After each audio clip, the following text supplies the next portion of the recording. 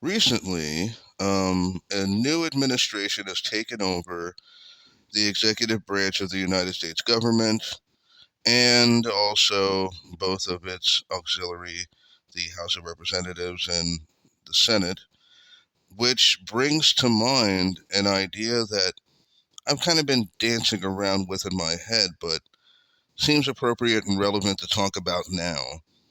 And I'm talking about the idea of false dichotomies or a fake duality. The idea that you only have two choices when it comes to a certain thing, fill in the blank type of situation. And I gotta tell you, it's just something I'm buying less and less the more I get along in the world. What the heck am I talking about, right? Well, I'm talking about the idea that people always like to frame certain aspects of our culture as a duality, a fight for one side or another. It runs the gamut from like Coke versus Pepsi, snowboarding versus skiing, basketball versus football, dogs versus cats, all the way up to the things that are becoming increasingly significant in our culture that we're paying more attention to these days. Democrat versus Republican, conservative versus progressive, or the way some people operate by saying, you're either with me or against me. And we know who is the most recent successful proponent of this approach. But I want to speak about the concept that these choices are always given to us straightforwardly as if they're the only two choices in those situations that we have.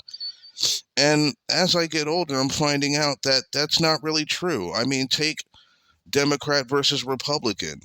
You know, American history is littered with a plethora of political parties that came and went.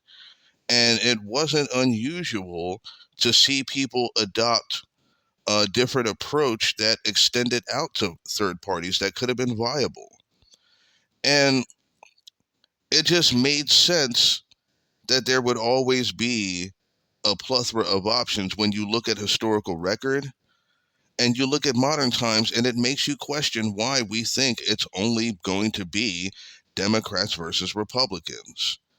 And, that really isn't a complicated answer. I mean, Democrats and Republicans have most of the money and most of the people who adopt their policies or at least reinforce them.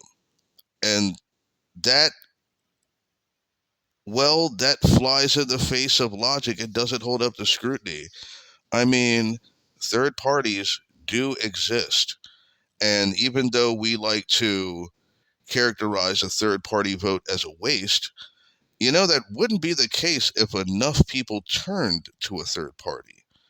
And at various times in United States history, that was capable of happening.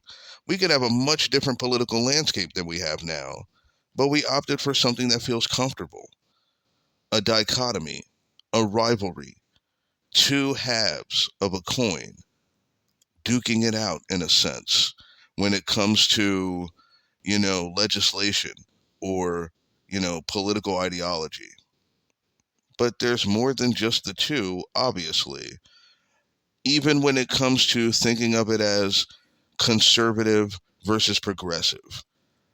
I mean, conservative and progressive are relatively extreme ideas. When you look at, depending on the type of political spectrum you're looking at, but for most of the ones that you look at, conservatism and progressivism are opposed to each other, and they're closer to the most extreme methods of thought. But that leaves a huge gap in the middle where moderate political theory lives.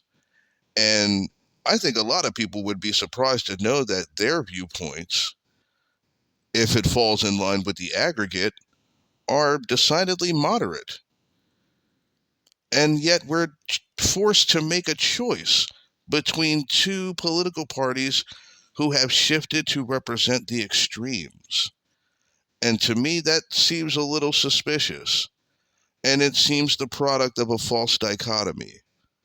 It seems the product of making people choose between two things while ignoring other options that might be viable, or even in a hypothetical or extreme case, being more attuned to what most people would want or need.